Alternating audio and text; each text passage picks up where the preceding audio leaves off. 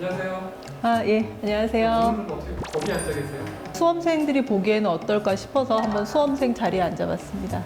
예, 수험생이었던 시절도 있으셨죠?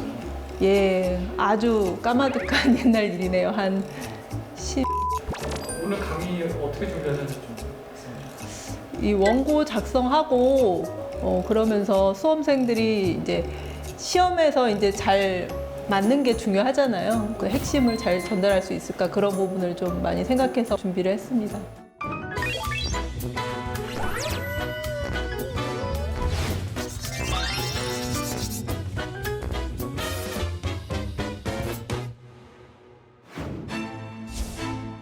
선거에서 치다니 믿을 수 없어. 유 사무장, 네, 후보자님. 아니, 이제 후보자가 아니시지? 네, 낙선자님.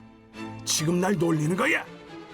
아니, 저는 그냥 객관적인 호칭을 찾다 보니 그렇게 된 거죠. 아무튼 무슨 일이신가요? 나는 이번 선거 결과 절대 납득할 수 없어. 당장 소송 간다. 예, 알겠습니다. 소장부터 내고 오겠습니다.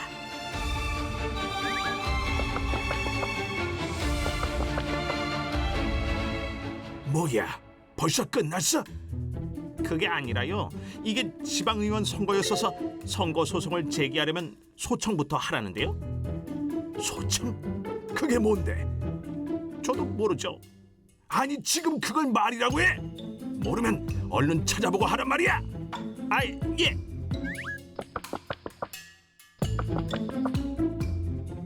뭐야? 벌써 끝났어? 그게 아니라요. 소청을 하는데 선거에 대한 소청인지 당선에 대한 소청인지 먼저 청하라는데요. 뭐? 둘이 다른가? 그야 저도 모르죠. 이 모르면 찾아보란 말이야. 아이, 예. 아, 자기도 모르면서 왜 나한테 짜증이야? 궁시렁거리지 말고. 아이, 예.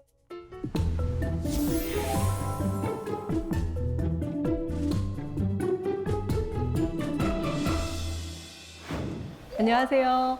오늘은 공직선거법 15장 선거에 관한 쟁송에 대해서 다뤄보도록 할게요. 선거에 관한 쟁송은 선거나 당선의 효력에 대해서 이의가 있을 경우에 제기하는 소청이나 소송에 대해서 다루고 있는데요.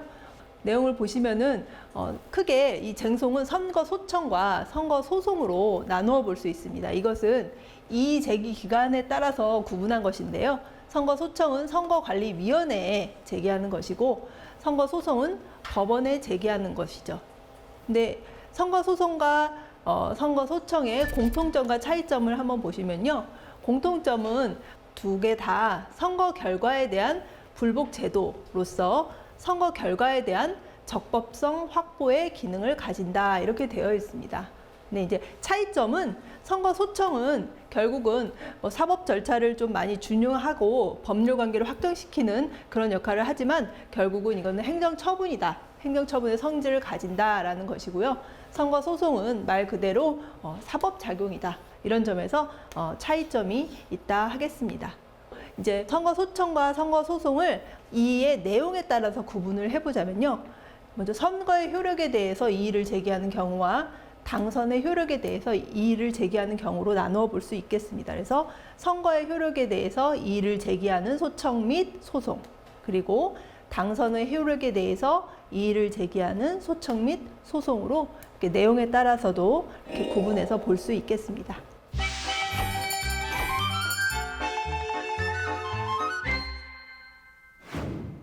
그럼 먼저 선거 소청에 대해서 함께 살펴보도록 할게요. 선거 소청의 먼저 개념을 보도록 하겠습니다. 선거 소청이라는 것은 선거가 종료가 됐어요. 근데 선거가 종료가 됐는데 선거의 효력이나 당선의 효력에 대해서 법적으로 분쟁이 있는 경우에 소송에 가기 전에 그 소송의 전심 절차로서 선거관리기관인 선거관리위원회가 직접 심리하고 판단하는 절차라고 보시면 되겠습니다.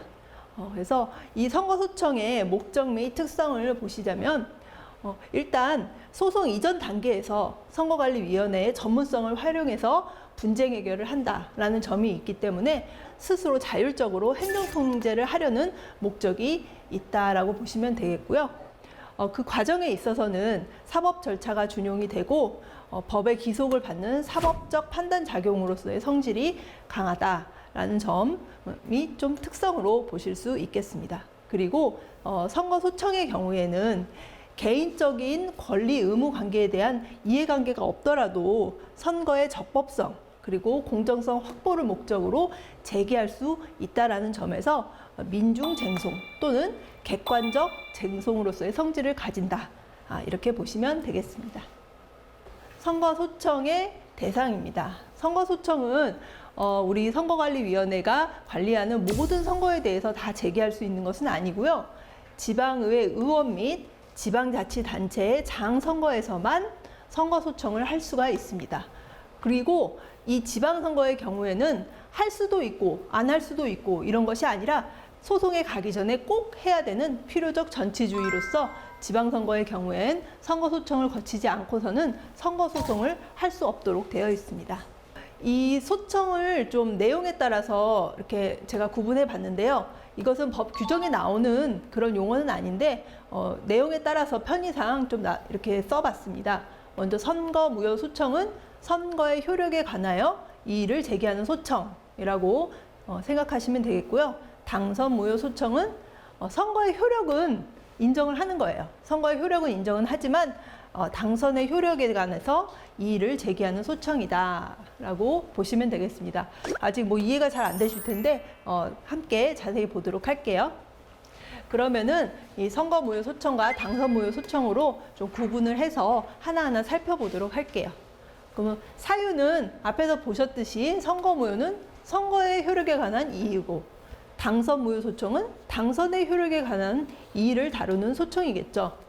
소청을 제기할 수 있는 사람은 선거인, 정당, 후보자 이렇게 보시면 돼요. 근데 여기서 정당은 중앙선거관리위원회에 등록된 모든 정당이 다 제기할 수 있는 것은 아니고요. 해당 선거에서 후보자를 추천한 정당의 하나며 이 15장 전체에서 정당이라 할 때는 후보자를 추천한 정당이 하나는 것으로 모두 그렇게 생각하시면 되겠습니다. 하지만 여기서 유의하실 점이 있어요. 당선무효소청의 경우에는 선거의 효력을 인정하지만 당선에 관하여 이의를 제기하는 것이잖아요. 그런 경우에는 선거인은 제기가 불가능하다. 꼭 잘 기억을 해두셔야 됩니다. 그러면 소청인이 있으니까 피소청인이 있겠죠. 피소청인은 누구인가 보도록 할게요. 먼저 선거무효소청의 경우에는 선거가 무효다라고 제기하는 것이기 때문에 당연히 선거 관리를 한 선거구 선거관리위원회 위원장이 피소청인이 되는 것입니다. 근데 만약에 위원장이 거리가 된 경우라면 당의 선거구 선거관리위원회 위원 전원을 그 피소청인으로 하도록 하고 있습니다. 그렇다면 당선무효소청의 피소청인은 누구일지 한번 볼까요? 당선무효소청의 경우에는 원인을 크게 두 가지로 볼 수가 있거든요. 먼저 선거는 잘 치렀어요. 선거는 잘 치렀는데 당선인 결정, 그러니까 뭐 득표수를 계산한다든지 이런 경우에 있어서 당선인 결정 자체를 잘못했다. 그런 원인으로 제기하는 경우라면 당선인 결정 자체를 잘못 결정한 선거구 선거관리위원장을 피소청인으로 하여서 제기하면 되겠죠. 근데 당선인 결정도 잘했어요. 선거도 잘 끝났고. 그런데 당선인이 자격 자체가 문제다라고 제기하는 경우가 있어요. 즉 당선인이 등록무효나 당선무효 사유에 해당하는데 이 사람을 당선인으로 했다라는 사유에서 제기하는 경우라면은 당선인을 피소청인으로 해서 제기를 하면 됩니다. 근데 만약 당선인이 사퇴 사망하거나 당선의 효력이 상실되거나 당선이 무효로 된 때라면은 당의 선거구 선거관리위원장을 피소청인으로 하도록 되어 있습니다. 그러면은 소청은 선거가 끝나고 무기한으로 항상 제기할 수 있는 것은 아니고요. 기한이 있습니다. 제기할 수 있는 기한이. 선거무효소청은 선거일로부터 14일 이내예요. 선거일로부터 14일 이내인데 당선무효소청은 당선인 결정일로부터 14일 이내예요. 그러니까 당선인 결정일은 선거일하고 다를 수가 있죠. 개표가 늦게 끝나서 당선인 확정이 늦어지면 차이가 있을 수 있기 때문에 당선무효소청의 경우에는 당선인 결정일로부터 14일 이내 이렇게 두고 있습니다. 소청을 제기하는 기관은 어디에 제기해야 되는가? 그걸 한번 보시면은요. 기본적으로 시도선거관리위원회에 제기한다 이렇게 보시면 돼요. 기본적으로 시도선거관리위원회에 제기한다 이렇게 보시되 다만 비례대표 시도의원 선거라든지 지역구 세종특별자치시의회 의원 선거라든지 시도지사 선거처럼 그 선거구위원회가 시도선거관리위원회인 경우에는 중앙선거관리위원회가 소청기관이 됩니다. 그래서 이 세 가지 선거의 경우에는 중앙선거관리위원회에 소청을 제기하시는 거고요. 나머지 구시군 선거관리위원회가 관리하는 이 선거들의 경우에는 지역구의 시도선거관리위원회에 소청을 제기하면 됩니다. 소청은 소청 제기하시는 분이 그냥 뭐 말로 막 이렇게 제기하시는 건 아니고요. 소장을 작성해서 제기하도록 되어 있습니다. 그래서 소장은 형식이 좀 필요한데요. 소청은 서면으로 하여야 한다 이렇게 되어 있고요.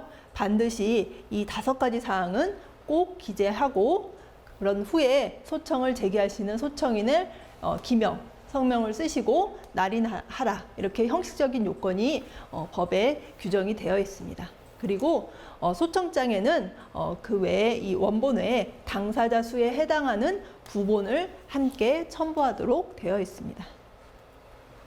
기재해야 될 내용을 보시면은 뭐 성명, 주소 이런 것들은 당연히 이해가 되실 거고 소청의 취지, 이유 기재하셔야 되고 소청 대상 또 기재를 하셔야 되고 뭐 이런 성명, 주소 이런 것들을 기본적으로 기재하도록 되어 있습니다. 그렇다면 이 소청, 선거소청을 접수한 선거관리위원회, 그러니까 중앙선거관리위원회 또는 시도선거관리위원회는 그 다음 업무 처리를 어떻게 해야 되는지 한번 살펴볼게요. 먼저 소청장을 접수를 한 선거관리위원회는 지체 없이 그 부본을 당사자에게 송달하는 절차를 거쳐야 됩니다. 그런 후에 이 소청장 부본을 송달받은 피소청인은 선거관리위원회가 지정한 기일까지 답변서를 제출을 하셔야 되고요. 그러니까 답변서에는 이 취지와 이유에 대응하는 답변도 반드시 기재하여야 한다 이렇게 되어 있고요. 답변서는 당사자 수에 상응하는 부본을 역시 첨부하여야 합니다. 그래서 답변서를 다시 접수받은 선거관리위원회는 그 부본을 당사자에게 다시 송달하도록 되어 있습니다. 이처럼 송달 과정을 거쳤어요. 이제 피소청인의 답변도 받았고 그렇다면 소청에 대해서 어쨌든 선거관리위원회가 이 선거가 무효인지 이 당선이 무효인지 결정을 해야 될 텐데 결정 과정을 한번 보도록 할게요. 소청에 대한 결정 보시면은 이 소청을 접수한 선거관리위원회는 소청을 접수한 날부터 60일 이내에 결정을 하도록 되어 있어요. 60일 이내에. 그래서 이 법적 분쟁은 뭐 조속히 좀 매듭지어 주는 것이 좋기 때문에 60일 이내에 반드시 결정을 하도록 되어 있고요. 심리 결정에 관한 뭐 그런 과정은 이렇게 규칙 내용을 참고하시면 되겠습니다. 소청에 대한 결정도 서면으로 하도록 되어 있습니다. 그래서 서면으로 하는데 결정에 참여한 위원은 기명하고 서명 또는 날인한다 이렇게 되어 있고요. 그 내용은 이런 내용들이 반드시 들어가야 합니다. 주문이 들어가야 할 것이고요. 이 소청의 취지는 이러이러한데 우리가 결정한 이유는 이러이러하다. 이런 판단을 좀 표시해 주어야 하고요. 결정할 날짜까지 이렇게 기재하여서 소청에 대한 결정을 하도록 하고 있습니다. 중앙선거관리위원회 또는 시도선거관리위원회는 지체 없이 이 결정서의 정본을 소청인과 피소청인 및 참가인에게 송달하여야 합니다. 그리고 그 결정 요지는 공고하도록 되어 있습니다. 그래서 소청의 결정에 효력이 발생하는 시기가 언제인가가 중요한데요. 소청의 결정은 소청을 제기한 소청인에게 정본에 송달이 있는 때, 그때 효력이 생긴다. 그래서 기출문제 같은 거 보시면은 뭐 요지를 공고한 때 뭐 효력이 생긴다 뭐 이런 지문들도 있는데 소청인에게 송달이 있는 때 생긴다라는 점 꼭 기억을 해두시기 바랍니다. 그리고 이제 선거소청은 그 성질상 행정심판법의 관련 규정들을 많이 준용을 하는데요. 준용되는 규정들은 여기 화면에 있는 내용을 보시면 되겠고요. 그리고 선거소청의 비용 부분에 있어서는 민사소송법을 준용한다. 이것을 알아두시면 되겠습니다.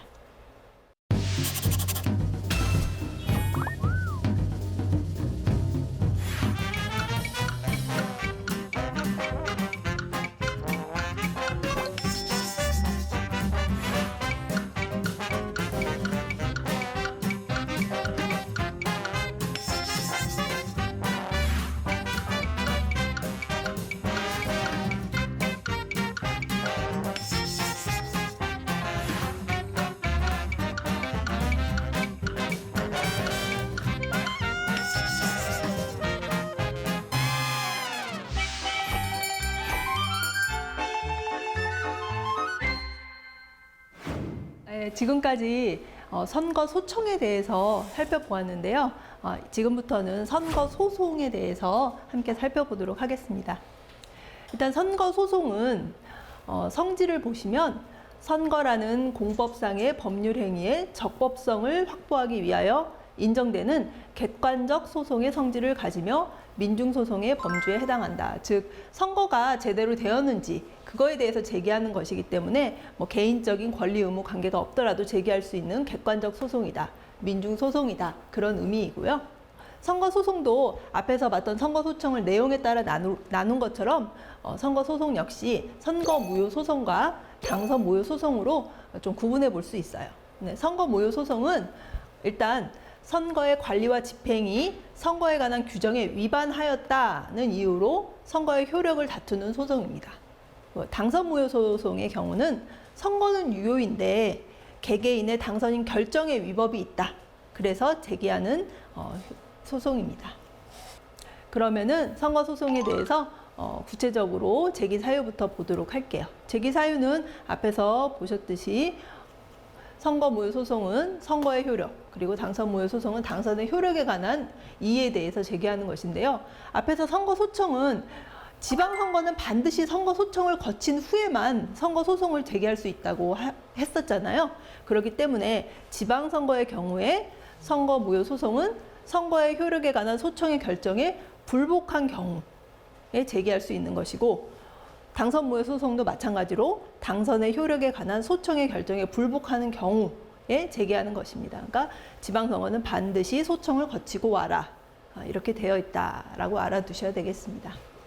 제기 기간을 보도록 하겠습니다. 제기 기간은 선거무효 소청은 선거일로부터 30일 이내, 그리고 당선무효 소송은 당선인 결정일로부터 30일 이내, 이렇게 보시면 됩니다. 다만 그 지방선거의 경우에는 소청을 거치고 와야 됐었죠. 그렇기 때문에 지방선거의 경우는 그 소청에 대한 결정서를 받은 날부터 10일 이내 이렇게 되어 있습니다. 근데 앞에서 선거소청은 선거관리위원회가 60일 이내에 결정하라고 되어 있었잖아요. 그래서 60일 이내에 결정하지 않았다면 60일이 종료된 날부터 10일 이내에 제기할 수 있습니다. 그러면 원고는 누가 되는지 보도록 할게요. 원고. 일단 선거무효 소송은 선거가 무효다라고 제기하는 것이기 때문에 선거인, 정당 또는 후보자, 이렇게 선거인까지 이렇게 세 사람이 제기할 수가 있습니다. 근데 당선무효 소송의 경우에는 앞에서도 소청에서도 당선무효 소청은 선거인은 제기할 수 없었죠. 마찬가지로 여기서는 선거인이 빠지고 정당, 후보자가 제기할 수 있습니다.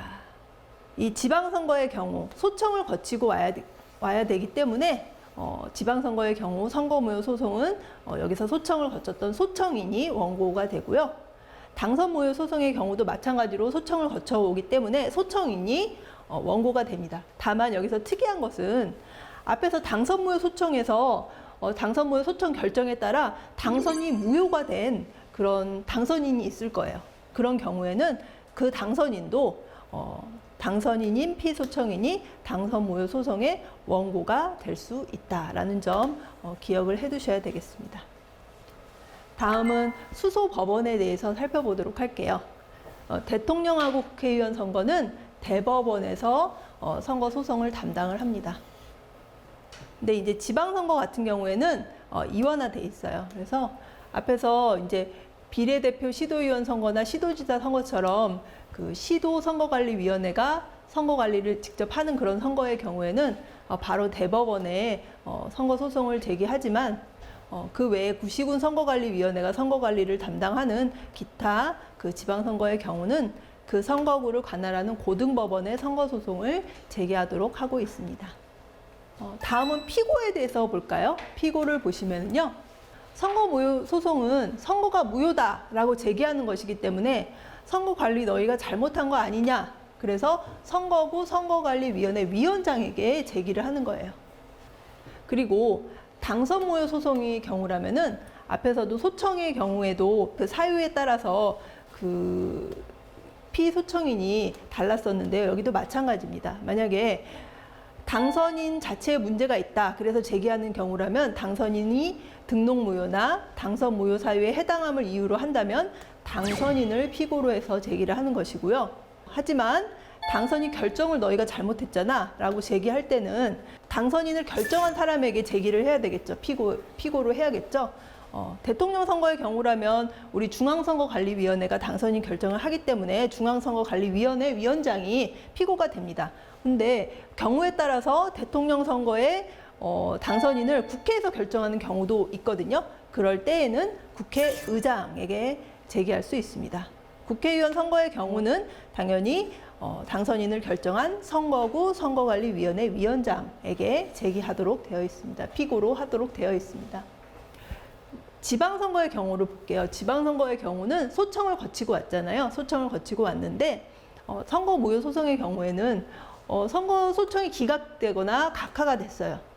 그럴 때는 어쨌든 똑같은 사유로 또 선거 무효를 제기하는 것이기 때문에 해당 선거구 선거관리위원회 위원장을 피고로 해서 선거 무효 소송을 제기합니다. 당선 무효 소청의 경우에는 조금 특이하게 보셔야 되는데 만약에 소청이 기각되거나 각하 결정이 있었다. 그렇다면은 당선인을 대상으로 당선인을 피고로 해서 제기를 하면 됩니다. 근데 만약에 앞에 지방선거에서 소청이 인용이 됐어요. 인용됐다면은 그 인용 결정을 한 선거관리위원회 위원장에게 제기하도록 되어 있습니다. 소청이 인용이 된 경우에는 인용 결정을 한 선거관리위원회 위원장에게 제기한다는 점을 꼭 구분해서 좀 알아두시기 바랍니다. 요 차이가 있죠. 기각됐을 때는 해당 선거구 선거관리위원회 위원장이고 인용이 됐다면 인용 결정을 한 선거관리위원회 위원장을 피고로 해서 제기한다는 점을 꼭 기억을 해두세요. 다음은 피고의 권리에 대해서 한번 볼게요.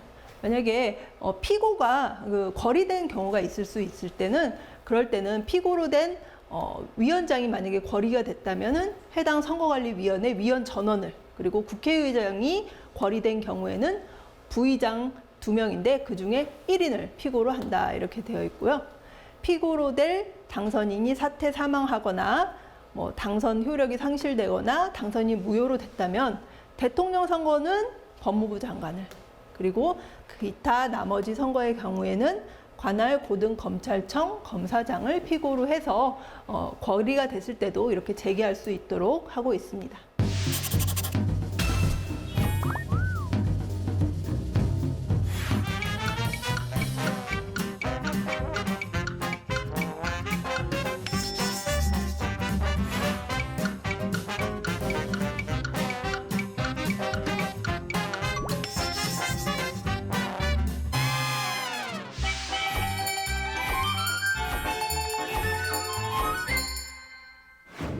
다음은 이제 구체적으로 선거 쟁송이 어떻게 진행되는지 절차를 보도록 할게요. 절차.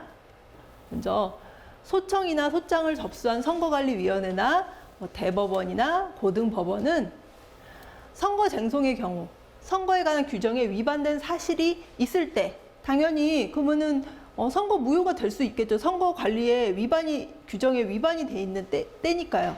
하지만 위반이 있다고 해서 다 해당 선거 또는 당선이 무효다라고 판결하지는 않아요. 왜냐하면은 이 규정에 위반된 사실이 있더라도 이것이 선거의 결과에 영향을 미쳤다고 인정하는 때에 한해서 선거의 무효 또는 당선의 무효를 결정합니다. 왜냐하면 물론 위반된 사실은 있지만 이것이 선거 결과에 별반 영향을 미치지 않았어요. 그렇다면 다시 선거를 해봐야 똑같은 상황이 발생이 되겠죠. 그렇기 때문에 그냥 규정의 위반이 있더라도 선거의 결과에 영향을 미쳤다고 인정이 되는 때에 한해서 이렇게 무효 결정이나 무효 판결을 하도록 되어 있습니다. 그렇다면 판례에서 어떤 경우를 선거에 관한 규정에 위반된 사실이다라고 인정하고 있는지 한번 볼게요. 먼저 가장 기본적으로는 선거관리 주체인 선거관리위원회가 선거의 관리 집행에 관한 규정에 위반했다. 위반했다면 당연히 선거에 관한 규정에 위반됐다고 인정이 되겠죠. 그런 경우가 가장 대표적인 경우들이고요. 그 다음으로는 선거관리위원회는 뭐 별도로 관리 집행에 관해서 뭐 위반한 사실은 없더라도 후보자라든지 제3자가 선거하는 과정에서 위법 행위를 했어요. 근데 이제 선거관리위원회는 이것들을 적절히 시정 조치를 취해서 바른 선거가 이루어질 수 있도록 해야 되는데 선거관리위원회가 이런 것들을 묵인하거나 방치해서 그 책임에 돌릴 만한 선거관리 사무 관리 집행상의 하자가 있다고 인정된다면 그때도 규정에 위반된 것으로 판례에서는 보고 있습니다. 마지막 경우는요. 선거관리 주체인 선거관리위원회의 책임을 돌릴 만한 선거관리 집행상의 하자가 없더라도 제3자에 의한 선거 과정상의 위법 행위로 인해서 선거인들이 자유로운 판단에 의하여 투표를 할 수 없게 됨으로써 선거의 자유와 공정이 정말 현저히 저해되었다. 이렇게 인정이 된다면 이것도 선거에 관한 규정에 위반된 사실이다. 이렇게 법원에서는 보고 있습니다. 일단 선거에 관한 규정에 위반이 되어야 되고 그것으로 인해서 선거 결과가 영향을 미쳤다고 인정되는 때만 무효 판결 또는 결정을 하도록 하고 있습니다. 그러면은 이제 이 결정 관련해서 처리 기한 및 통지를 보도록 할게요. 처리 기한 보시면은요. 선거에 관한 소청이나 소송은 일단 다른 쟁송에 우선하여 신속히 결정하고 재판하여야 합니다.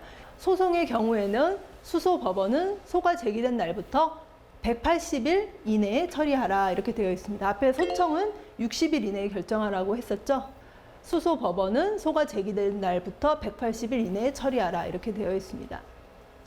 그리고 소송을 제기한다거나 이렇게 결정한다거나 이런 것들은 관련된 자들이 뭐 준비해야 될 일들도 많고 하기 때문에 뭐 소청이 제기가 되거나 그리고 소청이 계속되지 않거나 또 판결이 확정되거나 이럴 때는 관련된 기관들에 이렇게 통지하도록 하는 규정을 두고 있습니다. 다음은 증거조사, 인지첩부에 대해서 보도록 할게요. 증거조사. 선거 소송에 있어서 어떤 행위가 선거의 관리 규정에 위반이 되었다 이런 걸 보려면은 관련된 증거들을 통해서 검증하는 절차가 필요합니다. 그렇기 때문에 증거조사라는 절차가 아주 중요한데요. 증거조사를 의뢰할 수 있는 사람은 정당 또는 후보자가 나중에 이제 선거 쟁송을 제기하는 때에 그 증거를 보존하기 위하여 그 구역을 관할하는 지방법원이나 그 지원에 투표함이든 투표지든 투표록 등 이런 투표 관련된 물품들에 대해서 보전 신청을 할 수 있는 규정을 두고 있습니다. 다만 증거 보전 신청은 개표가 완료된 이후에 할 수 있도록 되어 있습니다. 개표가 끝나기 전에 증거 보전 신청은 할 수 없습니다. 증거 보전 신청을 받은 법관은 이럴 때 현장에 출장해서 조서를 작성하고 보관 방법을 취하라 이렇게 되어 있는데요.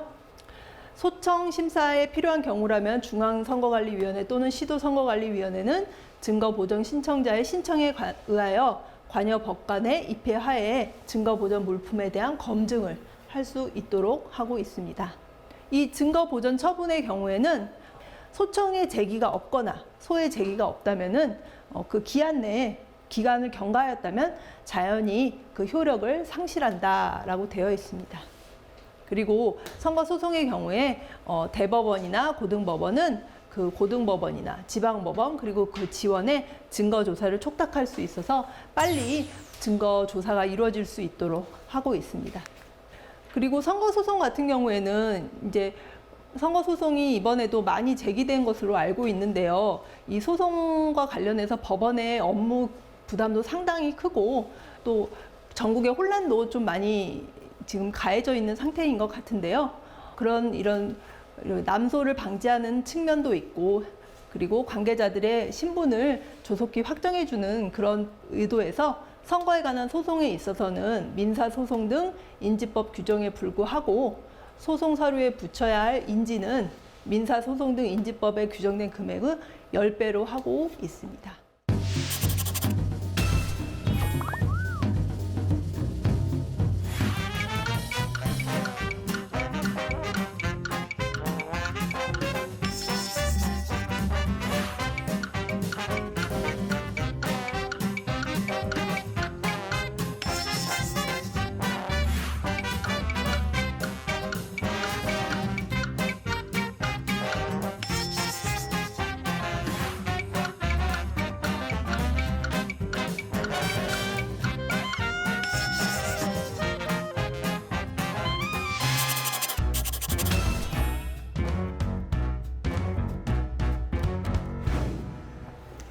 자, 그럼 선거에 관한 쟁송에 대해서 기출문제 한번 풀어보세요.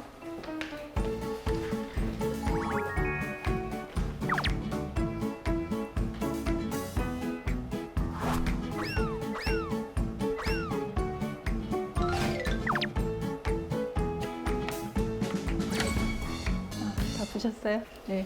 그러면은 기출문제 함께 보도록 할게요. 1번 문제입니다. 선거에 관한 쟁송에 대한 설명으로 옳은 것을 고르는 문제인데요. 1번 보시면 지방의회 의원 및 지방자치단체장의 선거에 있어서 선거 소청을 접수한 중앙 또는 시도 선거관리위원회는 소청을 접수한 날부터 60일 이내에 결정하여야 된다고 했죠. 60일 이내에 맞는 내용입니다. 1번이 맞네요. 바로 2번 보도록 할게요. 2번은 지방의회 의원 및 지방자치단체장 선거의 선거 소청에서 피소청인으로 될 당의 선거구 선거관리위원회 위원장이 거리된 때에는 위원장이 거리된 때는 해당 선거구 선거관리위원회 위원 전원을 대상으로 피소청인으로 한다 이렇게 했었죠. 그러니까 이것은 틀린 내용이네요. 3번 정당은 개표 완료 후에 증거보전 신청을 할 수 있는 건 맞죠. 개표 완료 후에 선거 쟁송을 대비해서 증거 보전을 하기 위해서 그 구역을 관할하는 지방검찰청에게 보전 신청을 한다? 틀리죠. 지방검찰청이 아니라 지방법원 또는 그 지원에 투표함, 투표지, 투표록 등 증거 보전 신청을 할 수 있다고 했죠. 그래서 틀립니다. 4번 보시면 선거소청의 결정은 관할 선거구 선거관리위원회의 결정이 있는 때에 효력이 발생한다. 그렇지 않죠. 결정하고서 공고한 때 이런 때 발생하는 것이 아니라 그 결정서 정본이 소청인에게 송달됐을 때 발생한다. 이렇게 했었죠. 그러니까 틀린 내용입니다. 맞히셨죠? 예, 그렇게 어렵지 않은 문제였던 것 같습니다. 다음 문제 2번 보도록 할게요. 2번 선거에 관한 쟁송에 대한 설명으로 옳은 것을 구하는 문제입니다. 1번 보시면 지역구 국회의원 선거에서 선거인은 중앙선거관리위원회 위원장을 피고로 하여 대법원에 선거소송을 제기할 수 있다. 중앙선거관리위원회 위원장이 아니죠. 해당 선거구 선거관리위원장을 피고로 하여서 선거소송을 제기하는 거니까 이건 틀린 내용이 됐네요. 2번 보시면 국회의원 선거에서 선거인이 선거소송을 하기 위해서는 우선 중앙선거관리위원회 위원장을 피소청인으로 하여 선거소청을 제기하여야 한다. 선거소청은 지방선거에서만 한다고 했었죠. 그러니까 이것은 틀린 내용입니다. 이것도 틀린 내용입니다. 3번 보시면 군의회 의원 선거에서 선거의 효력에 이의가 있는 선거인은 선거일로부터 14일 이내. 이건 맞죠. 근데 중앙선거관리위원회에 소청할 수 있다. 군의회 의원 선거는 구시군 선거관리위원회가 관리하는 선거죠. 그때는 시도 선거관리위원회에 소청 제기할 수 있다고 했으니까 틀린 내용이 되겠습니다. 4번 보시면 지역구 시도의원 선거에서 선거소청 결정에 불복이 있는 소청인은 해당 소청에 대한 기각 또는 각하 결정이 있는 경우 그 결정서를 받은 날부터 10일 이내에 소를 제기할 수 있죠. 소를 제기하는 곳은 지역구 시도의원 선거구를 관할하는 고등법원이다. 예, 맞죠. 구시군 선거관리위원회가 관리하는 이런 선거는 대법원이 아니라 해당 지역구 구시군 선거구로 관할하는 고등법원에 제기할 수 있다고 했으니까 4번이 맞는 내용입니다. 4번 조금 어려우셨나요? 맞으셨죠? 예, 맞으셨습니다. 다음은 이제 3번 보도록 할게요. 3번 공직선거법상 선거소송 및 당선소송 등에 대한 설명으로 틀린 것을 고르는 문제네요. 틀린 거. 1번 보도록 할게요. 1번 대통령 선거에 후보자를 추천한 정당은 선거 효력에 이의가 있는 경우 선거일로부터 30일 이내에 대법원에 소를 제기할 수 있다. 예, 맞는 내용입니다. 2번 보시면 비례대표 시도의원 선거의 효력에 관한 소청의 결정에 불복이 있는 소청인은 결정서를 받은 날로부터 10일 이내에 그 선거구를 관할하는 고등법원에 소를 제기할 수 있다.